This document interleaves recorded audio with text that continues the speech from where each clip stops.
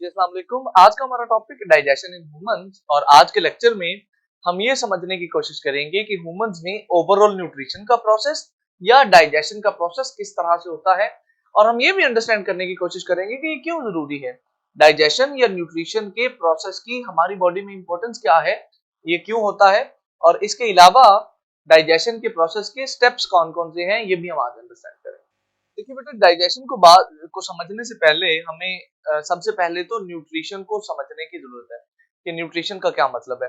तो आइए जी जरा सबसे पहले तो न्यूट्रिशन टर्म की बात करते हैं कि ये न्यूट्रिशन का क्या मतलब है। भाई न्यूट्रिशन मेरा बच्चा ये एक बड़ा प्रोसेस है actually. So this is a process in which large molecules of body of food के जो बड़े बड़े मॉलिक्यूल्स हैं आर ब्रोकन डाउन, टूटते हैं, and become part of body, और बॉडी का पार्ट बन जाते हैं। इसको कहते हैं मेरा बेटा न्यूट्रिशन। सो ऐसा प्रोसेस जिसमें हमने खुराक को खाया और खुराक को खाने के बाद उसके बड़े मॉलिक्यूल छोटे मॉलिक्यूल्स में टूटे और अल्टीमेटली वो हमारी बॉडी का हिस्सा बन गए। इस ओवरऑल प्रोसेस को मेरा बच्चा न्यूट्रिशन कहते हैं। ये जो डाइजेशन का लफ्ज है ना, ये न्यूट्रिशन का छोटा सा पार्ट है। किताब वाला ये जो पैराग्राफ है, इसको देख के आपको थोड़ी बहुत कंफ्यूजन होगी। एक्चुअली टॉपिक का नाम न्यूट्रिशन इन ह्यूमंस होना चाहिए था, ना कि डाइजेशन इन ह्यूमंस। बट मैंने कोशिश की कि एक एग्जैक्ट कॉन्सेप्ट आपको दूं कि जो ये टॉपिक एक्चुअली है ये न्यूट्रिशन से मुताबिक है। सो न्यूट्रिशन ओवरऑल ऐसा प्रोसेस है जिसमें खुराक के बड़े मॉलिक्यूल्स को हम खाते हैं, वो टूटते हैं और वो फिर अल्टीमेटली हमारी बॉडी का हिस्सा बन जाते हैं। और न्यूट्रिशन का एक छोटा सा स्टेप है जिसको हम डाइजेशन कहते हैं। यहां पर ये बात करनी भी जरूरी है कि इस न्यूट्रिशन की क्या इंपॉर्टेंस है। भाई हम क्यों क्यों न्यूट्रिशन का प्रोसेस होता है, क्यों खुराक खाते हैं। देखिए हमारी बॉडी को एनर्जी की जरूरत भी होती है और बहुत सारे छोटे छोटे मॉलिक्यूल्स की भी जरूरत होती है। फॉर एग्जांपल विटामिन की, अमाइनो एसिड्स की, छोटे कार्बोहाइड्रेट्स की, फैटी एसिड्स की, इन सब चीजों की जरूरत होती है हमारे सेल्स को।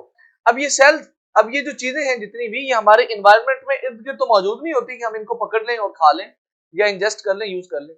ये जो अमाइनो एसिड हैं या ये जो न्यूक्लिक एसिड हैं या ये जो फैटी एसिड हैं, ये सारी की सारी चीजें खुराक में मौजूद होती हैं, डाइट में मौजूद होती हैं। तो इनको इंटेक करने के लिए फिर हमें खुराक खानी पड़ती है। We eat food, through food हम इन चीजों को भी खा लेते हैं और फिर ये हमारी बॉडी का हिस्सा बन जाती है और हम इनको मुख्तलिफ पर्पजेस के लिए यूज करते हैं।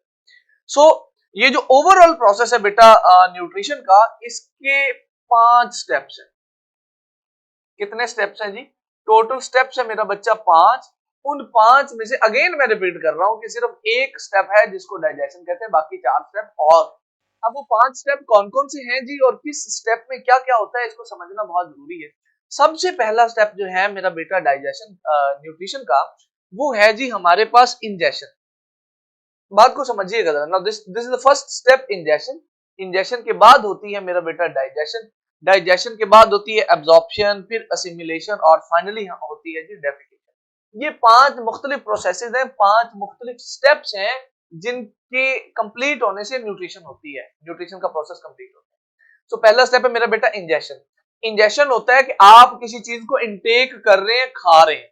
तो ये जो इंटेक ऑफ फूड है इसको इंजेशन बोलते हैं। अगर हम थोड़ा सा आगे चलें और दूसरे स्टेप की बात करें तो दैट इज डाइजेशन।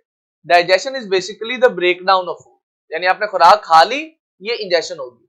अब खुराक हजम हो रही है, बड़े मॉलिक्यूल्स खुराक के छोटे मॉलिक्यूल्स में टूट रहे हैं, फूड के जो बॉन्ड्स हैं वो टूट रहे हैं। Now this breakdown is called digestion. Digestion के बाद हमारा तीसरा स्टेप है जी एब्जॉर्प्शन। अब एब्जॉर्प्शन देखिए, खुराक हजम हो गई, छोटे मॉलिक्यूल्स में टूट गई। अब ये जो छोटे मॉलिक्यूल्स है ना, जो स्मॉलर मॉलिक्यूल्स है, ये ना फिर ब्लड में शामिल हो जाते हैं, स्मॉल इंटेस्टाइन में जाके ब्लड में शामिल हो जाते हैं। हम डाइजेशन को डिटेल से पढ़ेंगे। तो वो प्रोसेस, वो स्टेप जहां पर छोटे छोटे मॉलिक्यूल्स फूड के ब्लड का हिस्सा बन रहे हैं, ब्लड में शामिल हो रहे हैं, उस प्रोसेस को मेरा बेटा हम कहते हैं एब्जॉर्प्शन। एब्जॉर्प्शन के बाद अगला स्टेप होता है असिमिलेशन। असिमिलेशन में बेसिकली जो आपकी फूड होती है, जो ब्लड में शामिल हो चुकी है, वो आपकी बॉडी का हिस्सा बन जाती है। यानी in assimilation food becomes the part of the body.